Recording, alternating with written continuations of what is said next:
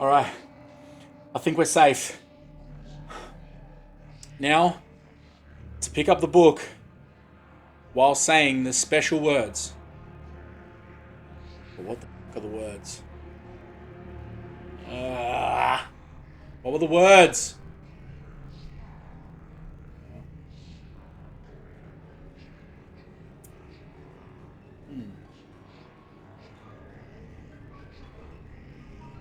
Klaatu Virata. That's right.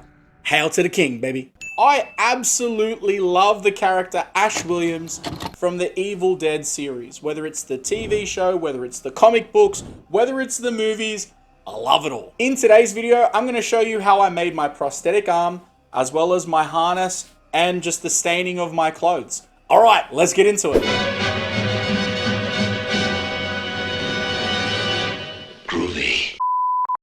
Alright, so here's the supplies that you need. So I picked up 3 of these belts from Kmart. They just needed to be cheap belts. I'm going to destroy them anyways.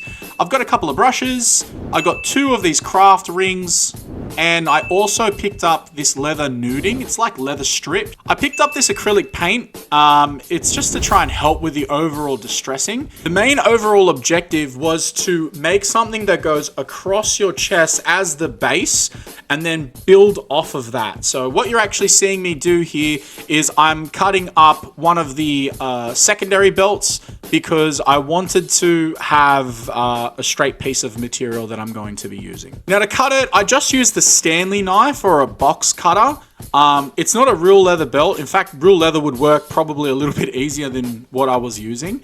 But you just use a metal ruler, mark down the space that you want to cut off, and start cutting away with thin cuts. Now, the next part that I started to work on was the overall shaping of adding the rings. Now, when you look at the design, you'll notice that there's a centerpiece of the ring and everything sort of comes off of it. The way that I attached these was I used a piece of cut-off belt and made some markings down and looped the belt around the ring. And I'm just marking that right here because I'm going to be cutting through it with the Dremel. The Dremel is just to make it a little bit easier and just a little bit more precise. And then once I have my holes cut, I'm then using the noodling to get through. Once it got a little bit later on into the project, I actually found it a lot more difficult to mark it with the pen, and it was a lot easier just to use like sharper objects for things that I need to be way more precise with. In this clip right here, I'm showing you how I'm cutting into the belt. I know that I'm destroying my cutting mat. I don't particularly care. It's a very old cutting mat, and in fact, I'm going to be replacing it relatively soon, so I'm not concerned. And you can see here, it's just to try and loop those sections of the belt around, as well as adding a little bit more of a home feel to it. When you think about the harness, it is made from a lot of scrap pieces. And the idea is to try and replicate that. I don't want it to look perfect. I want it to almost look crappy. This right here is the overall wrapping section, and I wanted to cut it off because it just felt too long and it looked a lot like a belt. So by cutting it off, it's just to sort of make it a little bit more easier to manage and I don't have this big extra piece hanging off. I'm just using a sanding attachment to the Dremel or a rotary tool, whatever you want to call it. This isn't actually a Dremel branded tool, but the just an attachment to the rotary tool, and just to take off some of the frilly bits that come from cutting it. Again, I just used like a little drill attachment, cut in through my markings, and again, I just sped up the process. I'm using a pen here just to mark down on the back side of it, so it's going to match up perfectly when I cut it. Now you can see right here, the finish of that noodling, it's pretty raw on the inside to the back, but I wanted that X finish on the front, just to really give it that look and appearance. Now this is just a bit of a wraparound view of what it looks like.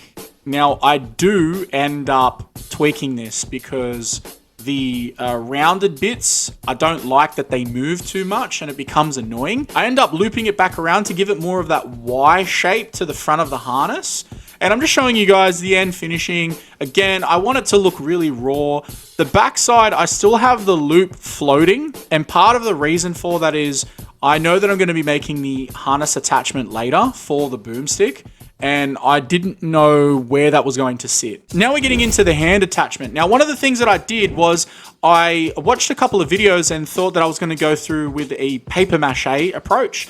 And this is just creating a bit of a shape for me to use for paper mache. I wanted it to fit my hand. One of the videos that I watched, they said to put some pens on the inside of your wrist, and on the back side, wrap tape around your hand, and then use the normal side of tape around it to give you that shape. Now, carefully, once you're done, you cut away that shape. Right here, we've got some water in an ice cream container. We've got some flour, and we've also got my hand cast. And I'm going to start the paper mache process. Now, paper mache is just literally plain flour and water. That's your paste. It's a 50-50 mix. So whatever you use, I used 1 cup of flour, 1 cup of water. You're good to go. Now you mix it up, and then you want to start using some paper. Now, you can see here, I'm using some serviettes. The reason for this was because I thought that it was going to be a smart idea. It's thinner. It's going to be easier to sort of contort and adjust. I stand corrected. It is the worst material to use for the paper mache. We'll get into it in a little bit later. Now, after I attached the hand to the lid for the paper mache, just so it doesn't move and I can use it as a baseline, you can see here, this is the first layer of material that I used, and it's way too thin. It didn't actually go too well. Now I'm actually just using some A4 sheet of paper that I had lying around, and I just liberally wet it and then attach it. Now, for the hand, you'll see that there's a flat top. That's purposeful. In the movie, he cuts his hand off with a chainsaw. If you were to do that, your hand would be flat. That's why it's flat. I ended up using a total of 5 layers of paper mache, and I used a heat gun in between layers to dry it out. Once that was done, I then cut it away from the lid, and then the open end on the lid, I paper mache'd around the top just to give it a rounded finish. I didn't want it to separate. I know that this is a relatively cheap and temporary structure, but it's something that I wanted to look pretty good at least. And it actually came out really well. It's got a relatively hardened shape to it, but it's easy enough for me to get my hand in and out of. And that's just a bit of a look at what it looks like on my hand. And I decided to use some old sheets. Now, I've cut some old sheets that I've used as like scrap rags to clean things up and to use just in my workshop. And I had an old rag that had been used. I did something with it in the project. I did something with it on my car. I can't even remember what I was using it for, but it's hella dirty. So I cut it up into bandage strips. And the idea again is that in the movies, in the second or the first or second movie, it's basically the same thing. He wraps up some stuff around his arm and it's really frayed. And I was thinking, do I get bandages for this? Or do I just use this? And I think this actually came out a lot better. The finish to it is like super raw. And I'll go through the staining process fairly shortly. But I just started off by covering the top and then using some tacky glue. It's like PVC glue, to then wrap around the paper mache cast. Another thing that I did was when I was gluing it, I tried to glue through the middle or just tack glue it and then wrap it around, just so that way it had these like undulations and folds and movements in it. I didn't want it to look flat. Any areas that were final areas, so starting areas or areas that had a high exposure to peeling off, I just used some super glue. Best thing to do.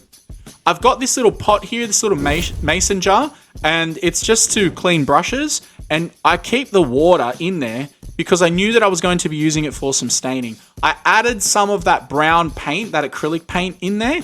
And I've got some, this is just some like soil and barky crap that I've got for my garden.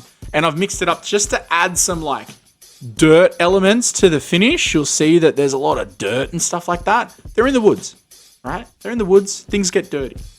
I also used some fake blood containers that I got from Kmart. They were really, really cheap. And here is some wood stain.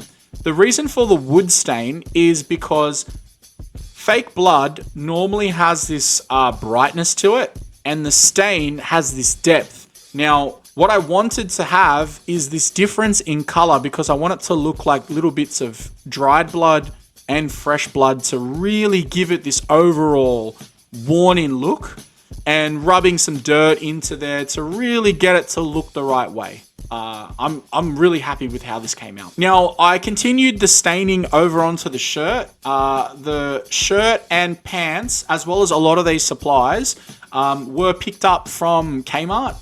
Now, if you want to get any of the things that I've bought, below the like button in the description, I've left a full detail of where I bought things so you can go ahead and get it for yourself. Now, with the overall staining finish, one of the things that I did do is once I had gotten it into all the areas that I wanted to, I wrapped it up into a ball and put it away. And the reason for that is I want it to stain other areas and sort of have this overall muckiness to it. Alright guys, so that was the overall build process. Now, this is what the harness looks like. And you can see this is that triangular shape, and it's just got that looping part in the back. That's just to give it that overall space and movement. And the noodling part here, it's like leather strip, leather cordage. You can buy it from most craft stores, as well as all the rings and stuff like that. As I said before, the full details for all the products that I bought are in the description below the like button. So you can go ahead and check that out if you want to grab anything for yourself. I will say the best part I had about all of this was putting it on and then seeing how the overall costume came together. I'm really happy with how the costume looks. I'd like to know your guys' thoughts in the comment section below. Is there something I stuffed up that you think I should do different next time to make it look a little bit better? I definitely think that I could probably add some more material to here to let it run down, because I've got pretty big hands. It makes it a little bit difficult to have that look of the sawn off finish to the hand. I'm not gonna lie, I'm running really late into the time that I've got left for finishing the overall project. I am really concerned about the finishing of the boomstick, and I'm concerned about the finish of the chainsaw, because the chainsaw is not an easy project, and the boomstick I want to look good. I don't want it to look crap. So make sure you stay tuned and check out those videos coming shortly so that you can see the full progression of my Halloween transformation into Ash Williams. There's also a bunch of other videos I've got going on around the Halloween party, so check out the playlist for that. I also have some gameplay going on at the moment. I've got the Street Fighter playthrough series. I also have the Ready or Not SWAT simulator series. If you like games, if you like nerdy crap, this is the home for you, brother. Don't go anywhere. Make sure you like and subscribe. Help your boy out. I'm trying to hit 1,000 subscribers and I need your help. So if that's your vibe, make sure you subscribe. But listen, until I see you next time, make sure you're looking after yourself. You take care and be safe. All right. Peace.